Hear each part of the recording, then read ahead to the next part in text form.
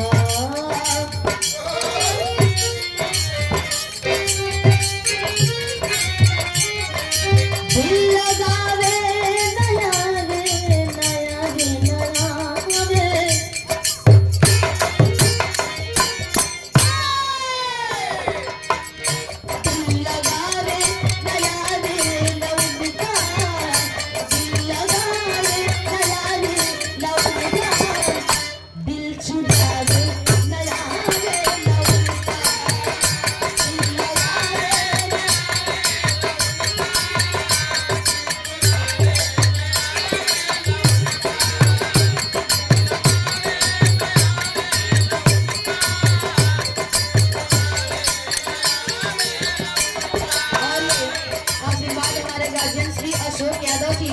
मुरलीपुर से कोनी भाव पे हो दिल लगा दे नया दे लव का दिल लगा दे नया दे लव का दिल चुरा दे नया दे लव का